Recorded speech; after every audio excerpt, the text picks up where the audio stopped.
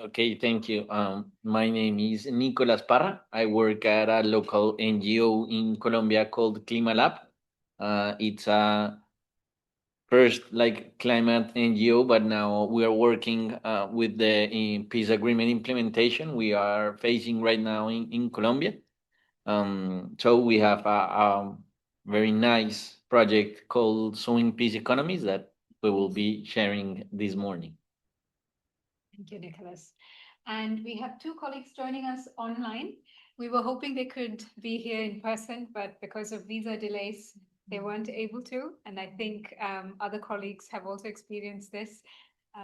But thank you, Anita, and thank you, Basil, for joining us online. I hope you can hear us. Do give us a thumbs up. Yeah, perfect. You can, yes? Brilliant. Yeah. Thank you. Thank you Yes, so much. perfect. Yes, Asha. Thanks. Excellent.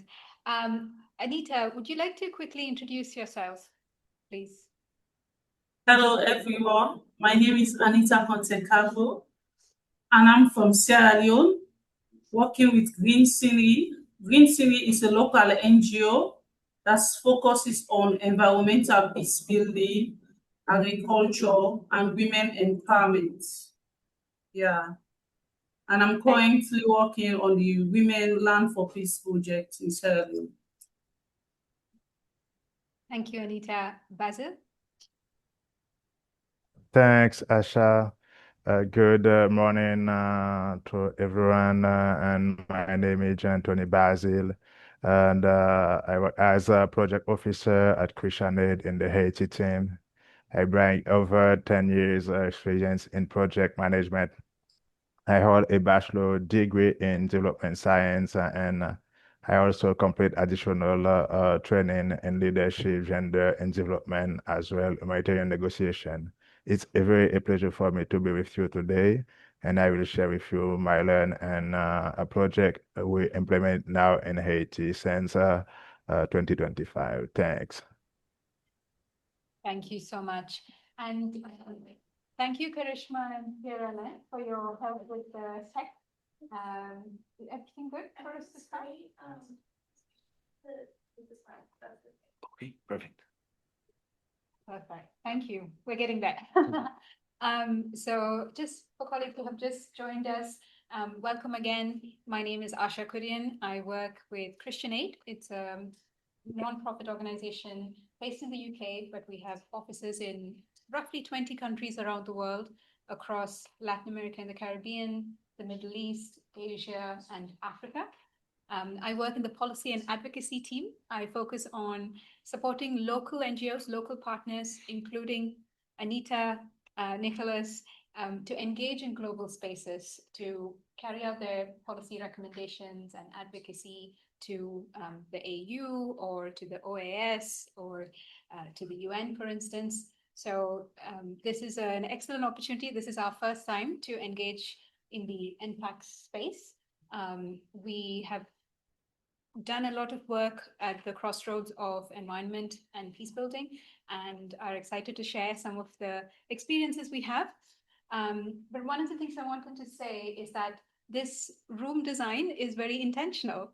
And one of the reasons why we got moved down from the room that we were assigned until yesterday was because we had a look there yesterday, didn't we, Nicholas? And it was a huge lecture theatre. I think the biggest one we've seen here so far, and with a very formal kind of setup. And given that we are a community and we all bring expertise, and we can all learn from each other, we requested if we could be moved to a space where we could maybe sit in the round. So please, this is to help facilitate dialogue. Anytime if we are using jargon as practitioners, especially colleagues here from the academic space, feel free to interject us and ask us for clarifications. I think we have as many acronyms in our sector as there are in other sectors. And likewise, yeah, this is an open space. And before I hand over to our colleagues, I just wanted to say one of the things that is a thread that kind of runs through these three contexts that we have, experiences being shared from, is that couple of years ago when the UN Peacebuilding Fund put out a call for applications for programs to address conflict prevention and peace building in these contexts. Christian Aid worked with local partners, including Klima Lab and Green Scenery, but they are also representing a wider consortium of local NGOs and local government, and also universities, as you'll hear from Nicholas in a moment, that came together to address women's access to land rights, specifically in these contexts. So yeah, that's why these three contexts we have voices from today. And so yeah, before any further ado, I'm going to hand over to Anita. She has briefly introduced herself, but just for those who may have missed it, Anita is a Sierra Leonean gender justice, land governance, and human rights practitioner. She currently works with Green Scenery. They do excellent work in working with individuals and communities whose land is grabbed by other individuals or by because of large-scale land acquisition programs that don't benefit the local community. She holds a bachelor's degree in philosophy and sociology, a master's degree in public administration, and is currently pursuing a Bachelor of Laws. And as she said, she's going to share a little bit about the Uman Land and Kolat, which is the name in Creole of the project, which is Women's Land for Peace, which is being implemented in 2 districts in Sierra Leone, in Port Loko and Tonkolili. Anita is passionate about advancing women's leadership, legal empowerment, and inclusive peace building as foundations for sustainable development and social justice in Sierra Leone and beyond. So over to you, Anita. Asha, thank you very much. So before going further, because I would like this presentation to be as engaging as possible, we want every one of us to understand the concepts or the ideas that are flowing in. So before going further, I would like to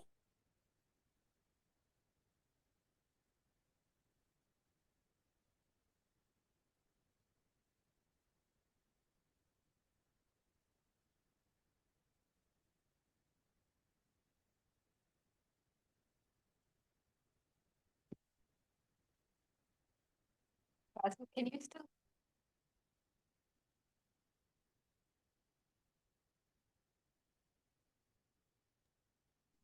I can hear from Anita. Okay, let's just minute.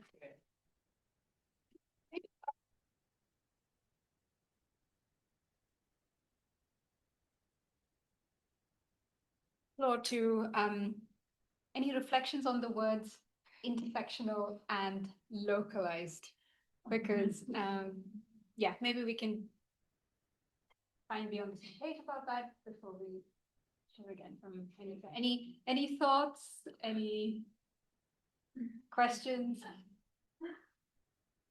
Yeah, feel free to jump in. Yeah. I'll just start with the localized because it's kind of more recently trending than intersectional. I think they've been moving that for a little bit longer and has to be also more of a word that's guiding us towards how we want to have a more holistic way of working versus localized seems to be coined for something very specific. And by that, I mean, at least not in my current role, but in a previous INGO, we're really seeing with funding being cut, this strategic kind of application of saying that we're localizing the efforts and putting money in the hands of like people who are directly where the work is being done. So it sounds good. But what I observed and I see repeatedly in an ongoing way, like recently in Canada, I know for Canadian NGOs and cuts in the whole climate funding ecosystem since like USA cuts last year and so on. is really just instrumentalizing this word that sounds like we're decolonizing, but really we're just saying people and not actually restructuring in a way that allows for true, what I think the sense of like the work we're going to be doing is intended.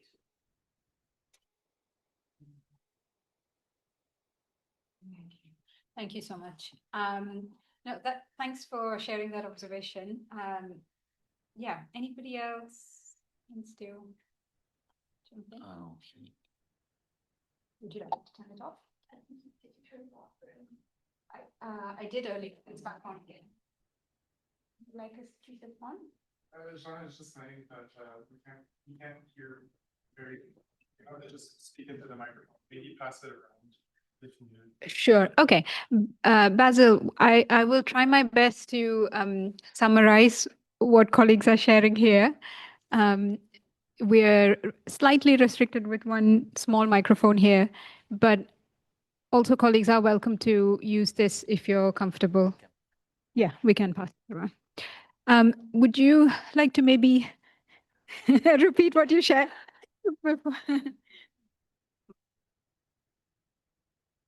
I was commenting on how what I've observed recently around the word localized, although I think what it's really intending to do is recognize where power dynamics sit and who has the knowledge and who is affecting change in their own communities. But what I've observed really, especially from the INGO, international sector, that are facing several financial cuts, that they're being pushed, and instead of being honest or more straightforward about, yes, we have cuts, yes, we also would like to shift the power dynamics, they're like blending these to kind of hide one thing and not really achieve the other. So that's my observation.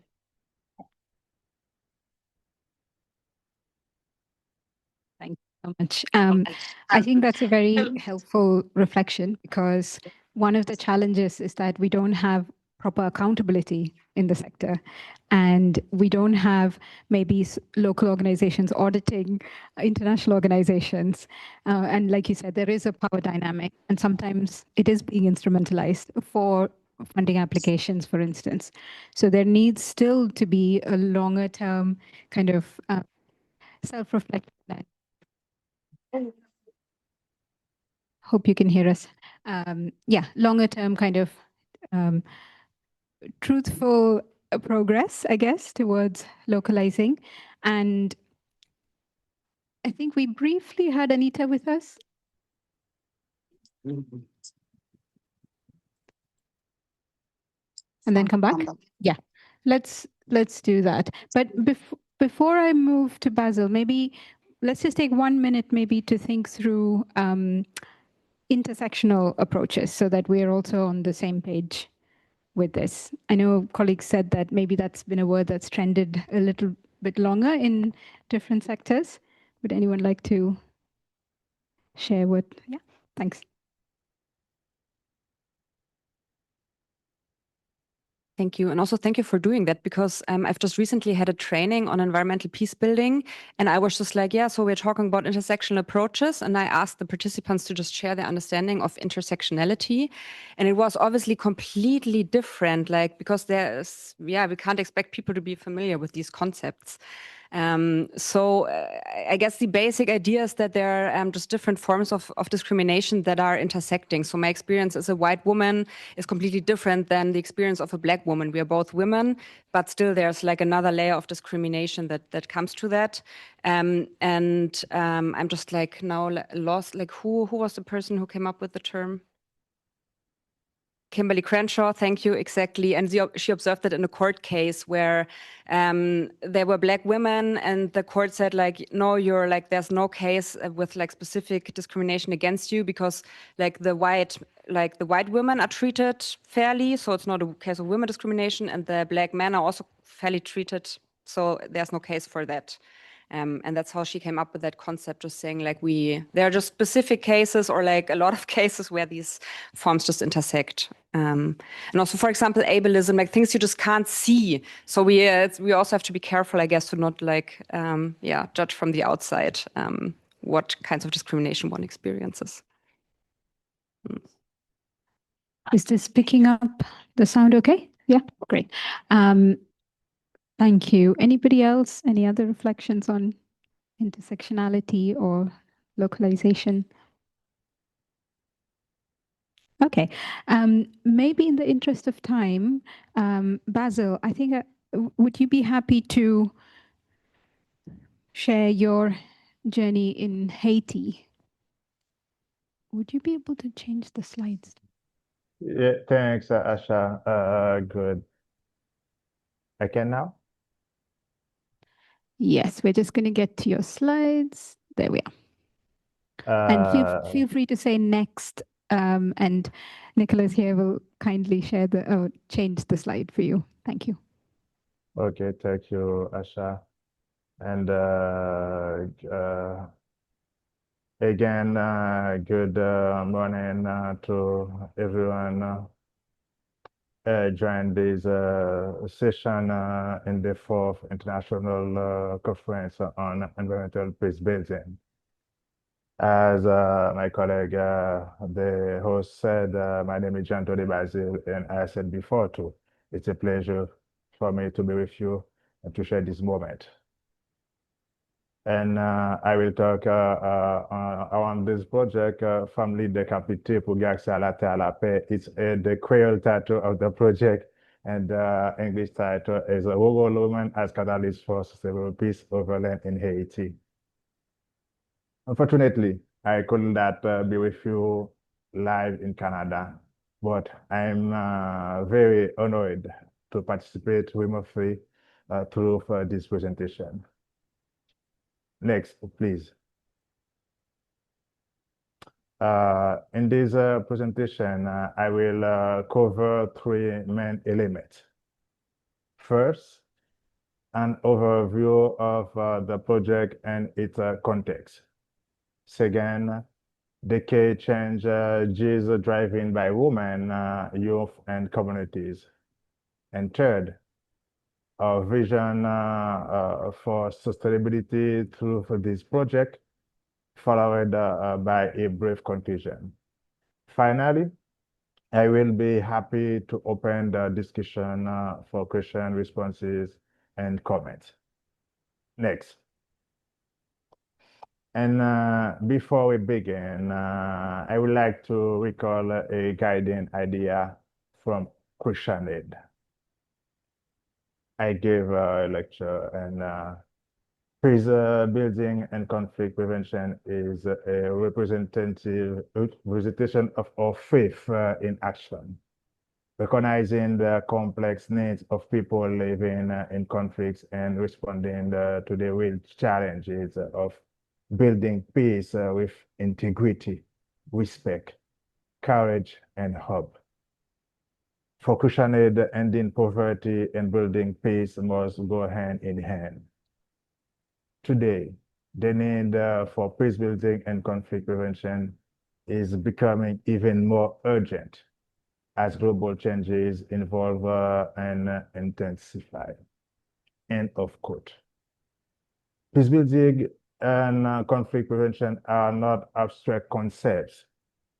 They are a commitment to respond to real human needs with integrity, courage, and hope.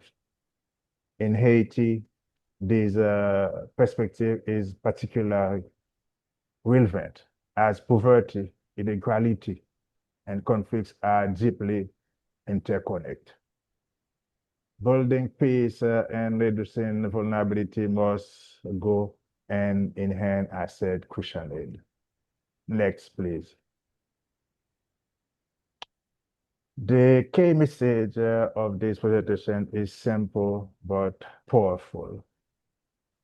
In context of land-related conflicts, like in Northeast and the South of Haiti, peace can be sustained through inclusive land governance, where women and young and communities plays a essential role. To explain this, I will touch on four elements that we see: the land context conflict, the leadership of women and young, community-based mediation approaches, and the importance of inclusive governance systems. Next, please. Let me begin with the context. Land conflicts are very common in Haiti, especially in rural areas. Recent data shows that around 22% of households in Northeast and 50% in the South have experienced recent land disputes, mainly related to inheritance and boundary issues. And at the same time, these conflicts are mainly related to inheritance, and at the same time, access to land right is unequal. Also, patriarchal norms restrict women ownership and inheritance rights in the context in Haiti. Only small percentage of women, about 20% in Northeast and less than 10% in the South, have legally recognized their rights on land specifically. And at social impact intention, land conflict generate local tension, weaken social cohesion, and undermine long-term conflict preventions. At the same time, the current context of insecurity, displacement, environmental stress, and weak institutional presence is increasing pressure on land and amplify tensions around access of ownership. As a result, land conflicts undermine social cohesion and can escalate into broader communities instability, making conflict prevention much more difficult. Next, please. And the project, as I said before, the project Famille Décapité pour garçons à la peine en Haïti. And to respond to the situation I presented you before, and this project focuses on empowering women and youth. And the overall objective, as you can see with me, is to empower women in policy, dialogue, and decision-making spaces to better address the needs of all women and youth who are most at risk of being left behind, and to shape gender transformative development process is the overall objective of the project. And specifically, the project aims to strengthen the participation of leadership of women and youth in local and governance by supporting inclusive community-based mechanisms and promoting structured dialogue between communities and institutions for peaceful conflict prevention and management. And we do that in 10 municipalities through the two geographical departments that I said before, Northeast and South, specifically 4 in Northeast and 6 municipalities in South. Next, please. And based on this work we made, we are completing this community with local partners, with local authorities, with government representative. We have observed yet 3 major changes driven by women, youth, and communities. And now I will now walk you through for this information through for the next slide, please. Next.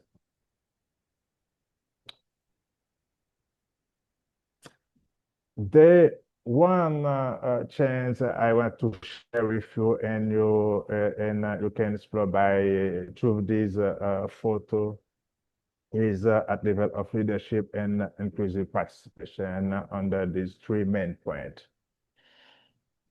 Women and young people are increasing, taking active role in community discussion and local government process. And this strengthen leadership of women and youth. And also, the change we can observe we observe a more inclusive local government. And there's a stronger representation of marginalized voices, as I said before, young and women as deeply marginalized and on this topic and generally in Haiti and on land right particularly. And third, emerging inclusive and sustainable social norms. Importantly, leadership is no longer seen as something reserved for a few individuals, as change we observe, but as a shared responsibility within communities. For us is a deep change in this context related to land right in Haiti, in South and Northeast departments. Next, please. The second change we observe is at level and community-based peaceful conflict management. And I can say the change is the development of community-based peaceful conflict management mechanisms to those communities and around the whole project area in the 10 municipalities. We strengthen local peace mechanisms.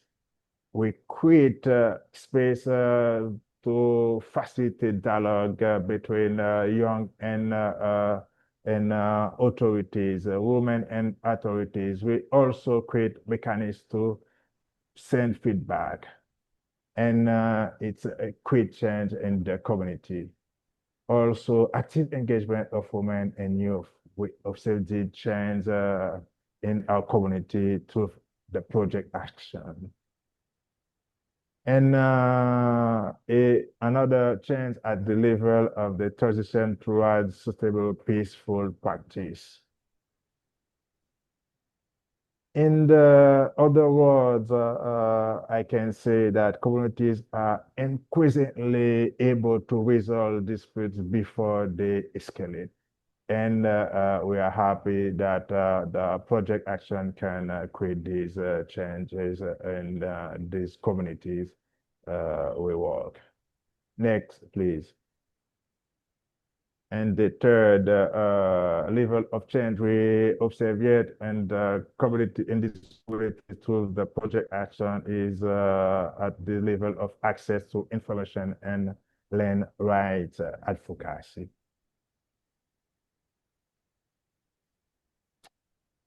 Communities, especially women, now have access to information about their rights.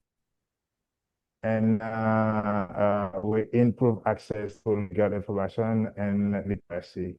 Before, the communities did have access to these to some materials who help them to know that. For example, we translate 12 local document into Creole to facilitate access to these people, to women and young in these communities, and also increasing capacity to claim and disseminate rights.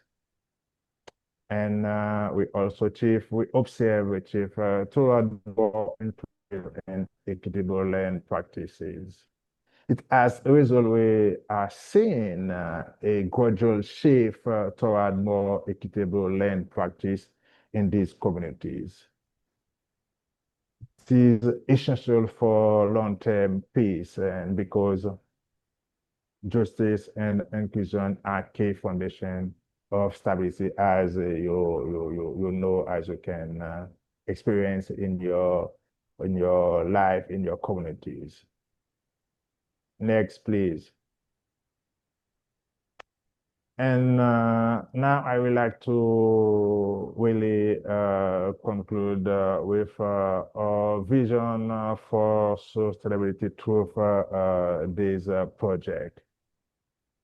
One, women and young leadership entered in communities. And we believe that they will change depend on these 4 key. Yes, we believe. And as I said first, encouraging women and young leadership within communities, so it continue beyond the project. And as you can experience in your own experience, sometimes the project makes some action, and after the project life cycle, this action hand too.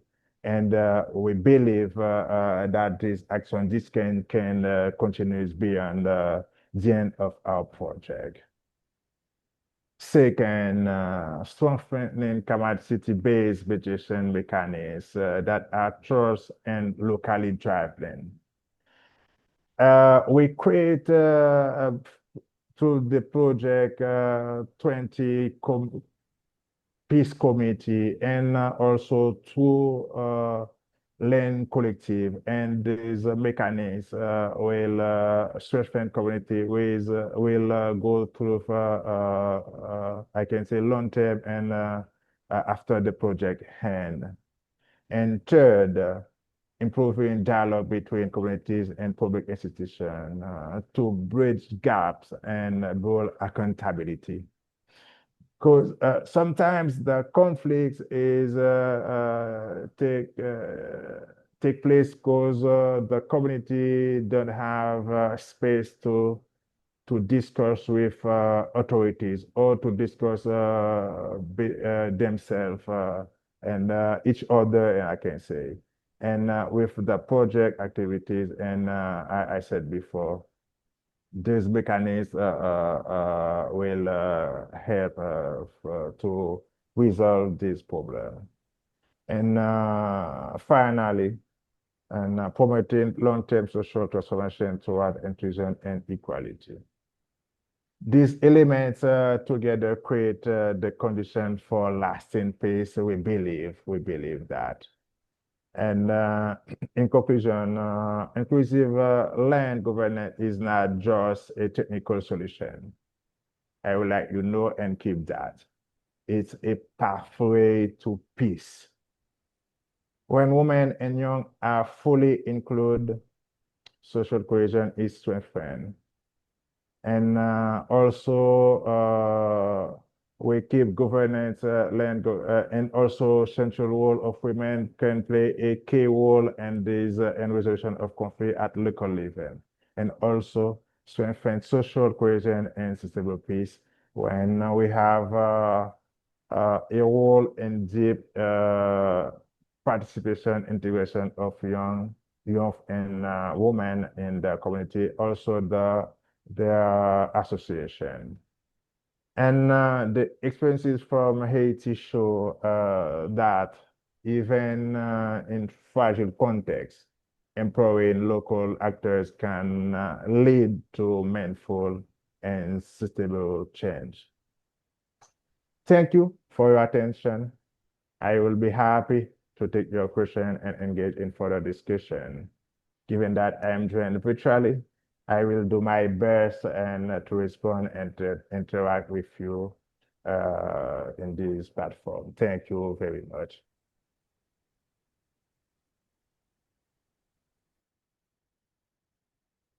Thank you, Basil. Anita, I think we have you back. Can you hear us okay? Yes, thank you very much. I'm back. Sorry for that break. It was because of internet issues. No worries at all. Thank you for being patient with us as well. Before I hand over to you, I just wanted to say to colleagues in the room, I know we only have 15 minutes or so with each of our panel members. They're sharing a wealth of knowledge. Please do feel free to reach out to them beyond this meeting through LinkedIn or their email addresses. I'm happy to facilitate that as well. And do catch here in the room. I'm also here next couple of days. So yeah, and please do think through, questions you might want to ask. Basil and the local partners working on the project that he mentioned are working in a very volatile security context in Haiti. And in some ways, it's perhaps of the three contexts hardest maybe to even access the communities, work with them, and even for the local communities to hold local authorities to account when they themselves often work with having to navigate a lot of insecurity. So yeah, huge thanks, Basil. Thank you for making the time, and hope to continue the discussions later today, but also beyond that. Anita, would you be able to, I know initially we had planned 20 minutes each for everyone's presentations, but to make sure we have some time for question and answers afterwards, would you be able to speak for 15 minutes? And then we will come to Nicholas for 15 minutes and then open the floor for questions. Thank you. All right. So should I start now?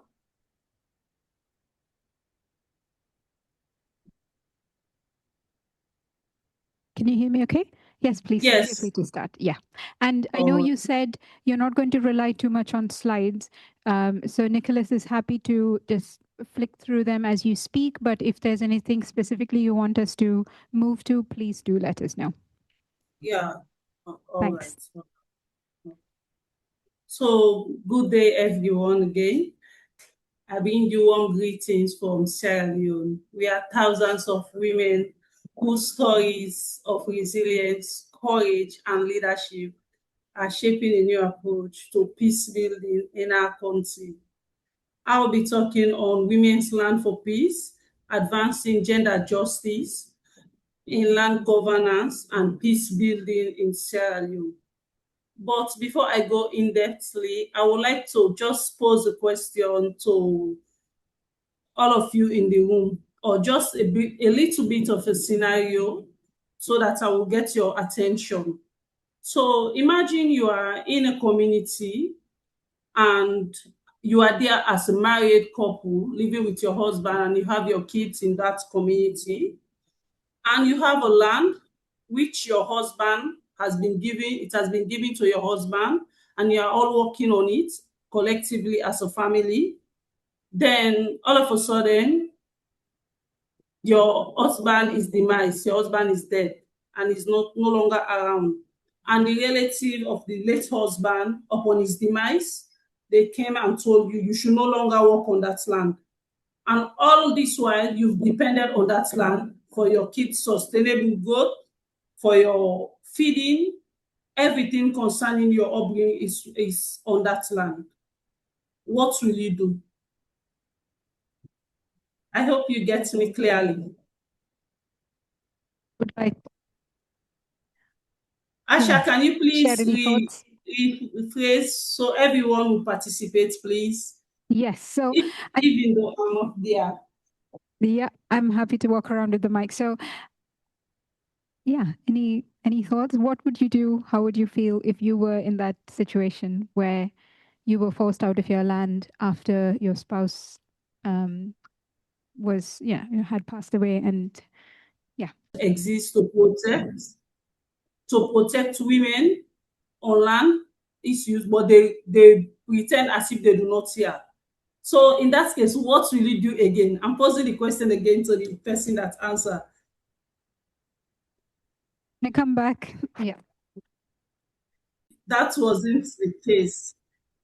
That wasn't the case in those communities, which led to the emergence of this project, Women's Land for Peace, which in our local dialect is Woman, Land, and Kolat, which means women should have peace in their well-being, women should have peace in land issues, women should have peace in anything concerning to land governance in their communities. This project is being funded by UN Peacebuilding Fund through Christian Aid. So the answer you gave was firstly, you go to your community, you go to the stakeholders for them to support you. And secondly, for you to protest. Well, that wasn't the case. In our communities, in Sierra Leone in general, we have two laws that are there. the customary land laws that are there for the interior, the rural areas, and we have the Western laws due to colonialism in the capital. So in the rural areas, people depend on customary land rights, on customary land. And the customary land, firstly, the ownership was basically for male dominated. Women are excluded from owning land in the community. So as the demise of a husband, at that time, women are excluded from land. They will tell you to go back to your relative. And when you go back to your relative, the relative will say, oh, you've got married. You don't have any access to land here or properties here. As a female child, you have to go back to your husband's house. So now there remains the girl or the woman, no land in the father's house, no land in the husband's house. So this was what led to the birth of Women Land for Peace. I hope we are all following. There's some thumbs ups in the room. Thank you. All right. So this was what led to the birth of Women's Land for Peace, saying women should have access to land. Government has passed these laws. And imagine these laws have been passed from 2022. From 2022, the government has passed the Customary Land Rights Act, the National Land Commission Act, and also the Gender Equality and Women's Empowerment Act. Even though these laws are there, many women continue to face structural barriers and to own land and also to claim those land. We also have another issue where in communities, the investors come in communities, they go to own land, they buy the land, they pay for leasing to the stakeholders in the community, and at the end of the day, landowners are sometimes left behind. Most landowners will think that, oh, I have a land and investors have come in to buy the land, but at the end of the day, no proper communication, no dialogue will be held. And you will just go to work on your land one day on your farm and they told you, oh, this land has been sold. This land had been sold.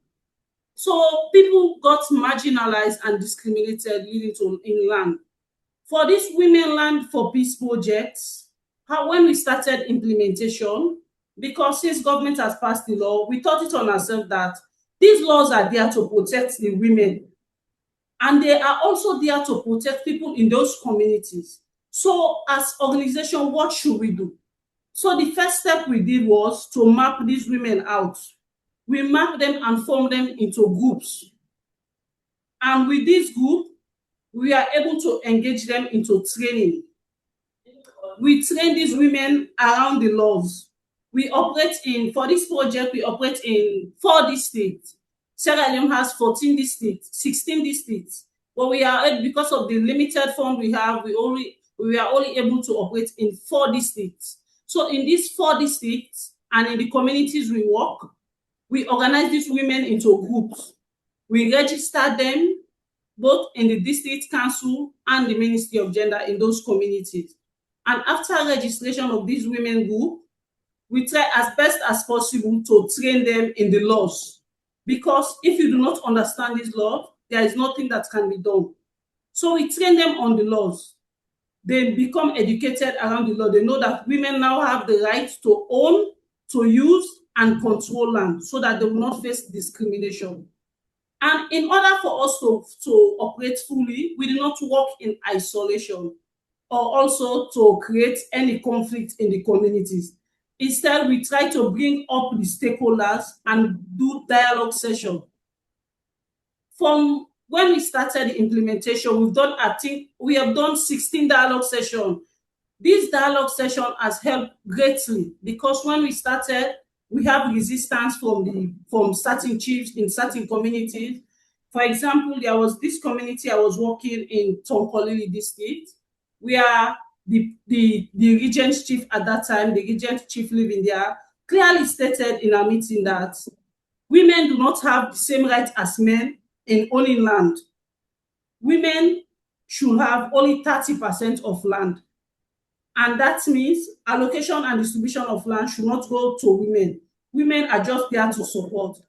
And at the end of the day, we do it in a way, in a formal setting where everybody has the right to open up, explain their problems. The women explain the problem they face in their community, how they've been discriminated, how they can't even speak up, how some of the widows in the community have lost their land.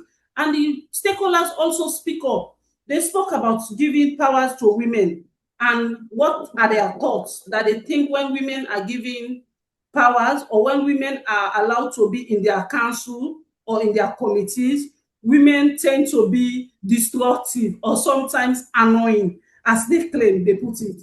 But we spoke around all this. We brought about information that this is what government has brought. Government has brought this law for us to give power to the women. And we do not only stop there, we tell them, imagine what you are doing to these women. This same thing is being done to your sister. This same thing is being done to your children. How will you feel? And the answers were, oh, we don't like that. We want our children to benefit from our land. Well, then we told them that, well, imagine these same children, these women that you are marginalizing and discriminating, they are also the daughters of other people. So imagine this same thing being done to you. So at the end of the day, we developed accountability checklist. We have the gender accountability tracker and the peace accountability tracker. What's the essence of this? So this accountability tracker, the issues that we have discussed or the pointers that the women give, that the paramount chief or the stakeholders or the religious leaders do not give them active involvement in land discussion. So what we do in those positions, all the comments that they made, we listed them and we brought it again to them. So these are some of the concerns that was raised by the women. What are we going to do to solve this problem? And the good part, the chief were all on board because they've understood that this is what actually matters and we want to see change in our community. At the end of the day, we follow the tracker and most of the concerns we are raised, we work together as a team. Now we have chiefs that are working hand in hand with us. The religious leaders are working with us. The community headmen, the community leaders, the youth, we are all working together to see how women can reclaim their land. And we have several success stories. Now, for example, we have a woman who has been marginalized and discriminated for over 10 years. Due to the loss of her husband, her land was taken away from her. But now she has that land due to the group that we form. The women do not work in isolation. The women work in those groups that we form to sensitize and monitor all other things that are happening in the community. With their involvement and with the help of those chiefs, they have now reclaimed their land. We also have another woman who has been suffering because ever since the death of her husband, the relative took her land. But the women do not stop there. They brought those issues out. They brought the complaint and we worked together again with the government people because when we are going in the communities, we did not go alone. We went to the Ministry of Lands, we went to the Land Commission, and we worked again together with the stakeholders in the community. And you see, because of we work together with them, we see now changes. This project was just a 2 years project, which will end this December. But due to this short time, we've experienced tremendous change. There is great impact. So imagine if we have more funds that we can reach other communities, other districts. These changes can be shown everywhere. We have so many testimonies relating to land issues and how we reclaim those lands from women, different society. Yeah. So this Women Land for Peace is really a great changer in our community because bringing this project in the communities, first of all, when we started implementation, we thought about resistance, but we did not go into these communities to bring up any conflict. The dialogue session that we did, the dialogue was helpful, was really, really helpful, as this session helped us to highlight the flaws and see how best we can settle it. So I will leave the floor open for any questions. I don't want to go past my time.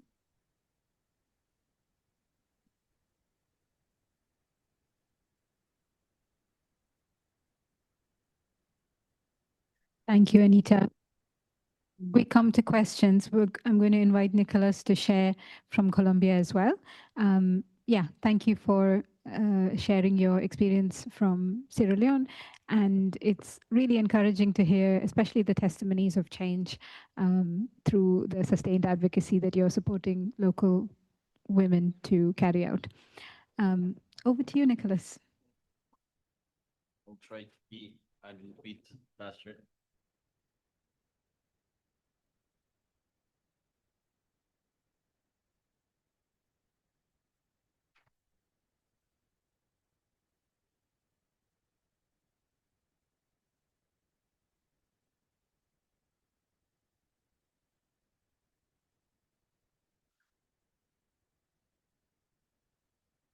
My name is Nicolas Parra.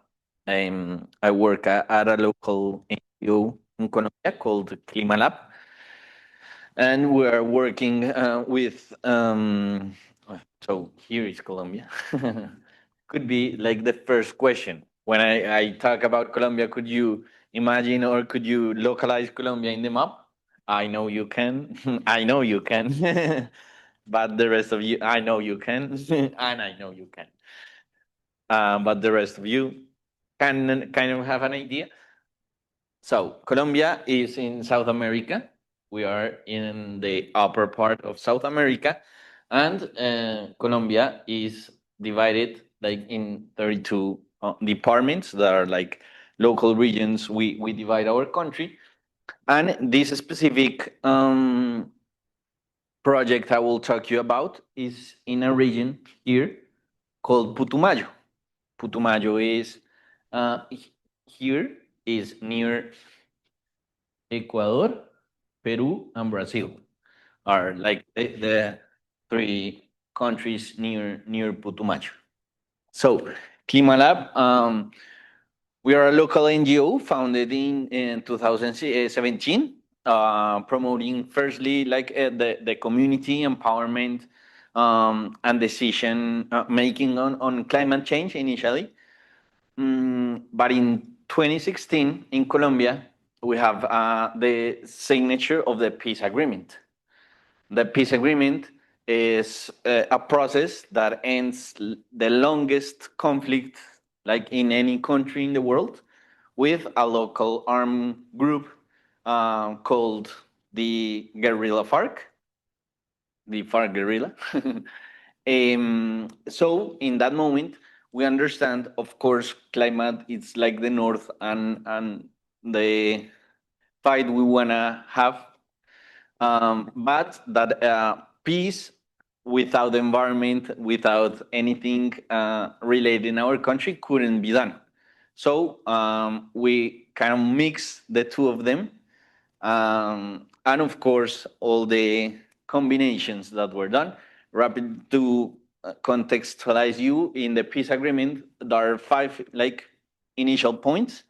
So the peace agreement recognizes the conflict is more than an armed conflict, more than like villain heroes conflict. So it recognizes a rural reform in the first point, political participation for the armed group, end of the conflict, of course, the illicit drug problems, and the victim rights. It's a process they prioritize with like a special peace jurisdiction called La JEP or GEP, a special jurisdiction for peace that is now in Colombia. So in that context, we gather with Christian Aid and other 2 local organizations to impact like in with this project called Sowing Economies. And I will firstly like would try to present you this woman. She's called Carol, is like her official now name. And she's one of the community like members who complete the diploma, and you will know what I'm talking about right now.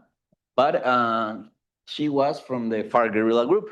So we were like very uncertain on how the community and how the group will receive her and like would be with her.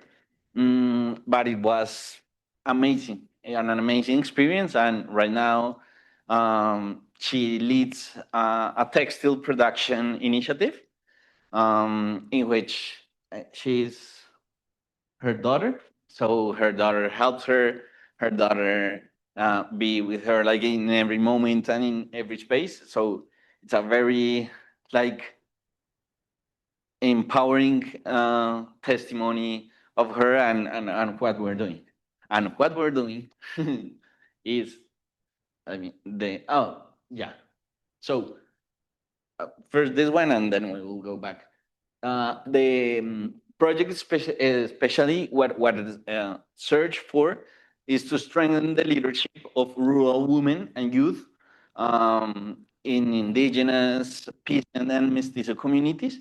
Finding that in Putumayo, the region I told you, 80% of the people are recognized as indigenous communities. So what we want to do is with the local university, that is the Amazon University, let the people and form in 10 modules we design with the university so they can influence in the public policies related to peace and environment. And we were very clear in which we don't want to do it for them, but we want them to have the tools for them to do it directly in the spaces we could bridge and we could open with the local authorities and with the national government in the territory. So this is like what the project, what the project looks for. And why? Because in Colombia, like in all this armed conflict we have, initially it was a land conflict. Like it all starts like a land conflict. So we have like in a very great inequity gap in land, like in Colombia's land in general, but then we go to the woman land like axis, and it's bigger and it's even like a lot to do there. So we have a lot of challenges, of course, and in Putumayo we face, for example, illicit economies, because it's, like I show you, a region in which armed groups make presence because of this, the closure to the other countries and the facilities with the drug lines they use to other spaces, and the territorial disputes, because who controls the land controls a little bit the territory. And of course, we have a weak institutional presence. So the peace agreement, this year we get to the 10 years of the peace agreement signature implementation, and we are like in a very great window opportunity in which people still, of course, believe in peace, but that peace have to be seen in specific daily life, like results. Peace as a concept is, I love it, and it's very powerful to communicate, to empower people. But people in territories that have a lot of difficulties, that are facing a lot of challenges, like particularly need that concept of peace reflects them in their daily life, in their opportunities, in their access, in whatever they do. So we have in specific Putumayo, 75% of victims of the armed conflict who have been displaced. So as I told you, who controls the land controls a little bit the territory. 48,000 hectares of coca leaf. It's a problem we have still there. As I told you, because the importance of the region. And 375, 503 people from the region who have been recognized as victims.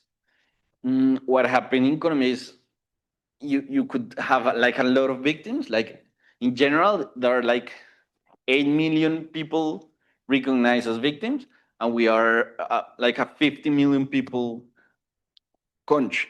And the recognition of victims is all a process. So there's a lot of people who have not been still recognized and still faces the challenges of being a victim, or even like being in a territory that is affected by the conflict. The four like SDGs face here: the gender equality, the climate action, the peace, justice, and strong institutions, and the partnership in the goals. Like understanding in this one, we need of extra organizations. We need of like a lot of people to be involved in what we do, because we were just like a bridge to what we want to do, and we need like more hands and more minds in that specific process. So now in the all implementation we have done, we have like the results of today. We can say 550 women and youth like have strengthened their knowledge in peace building and governance. And here is very important the presence of the Amazon University. We work with a local university, and in Colombia we have understand that the university is recognized in the territories. Of course, as an academic like presence is very strong, because what the university said has like another level of, we are of course in context, we are also very polarized country. Since 2016 the country was divided between people who want the peace agreement and people who don't. But the universities were like out of it. So universities are recognized and are like in a space in which everyone knows what's the importance of the university in the country. So entering with Amazon University to the territory was a key factor to do, because one, people like in the confidence we want to gain with them, university was key. And second, it was not the same if in this diploma we share with them, we give the certification as ClimaLab, of course, a local NGO, as if the university gives them a certification. These are people that in Colombia also we have an educational gap very, very high. So in these territories specific, many people don't have access to like major education or even basic education in many cases. And we have, as I told you first, with Carol case, also 25 community lead projects financed through the seed capital, a seed capital Christian Aid gave us. So we like give the orientations to them to organize around those projects. And here I mean, 25 could sound a little bit, but in these 25, it's like the what is shown of the iceberg, you know? Every family, every community is behind those projects, is behind the importance of what we're doing in that specific place. And 30 people, representatives participating in formal decision-making spaces. I think we could, yeah. So, yeah, I would go. This is the graduation ceremony, as you could see, is the diploma receiving. This is the departmental fair we have in one of the main cities called Mocoa. And all these are one of the 25 I told you. So people could like share with them. No, in the thing. Like, okay. So people could share directly what they're doing and what have been their process. And this specific space is the community meet with national representatives of the Ministry of Agriculture. So as I told you, what we search in those spaces was empowering people, noticing and recognizing processing territories are very strong with and without like the presence of NGOs, the presence of anything, because it's a local process they have. And what we want to do is strength and obviously gave them all the tools so they could actually be in these kind of spaces and directly talk with the authorities, expose their local problems, expose like what they have to do and to face in obviously the space of the Ministry of Agriculture, because as we talked, the land is one of the most or the main problem they faced. Thank you.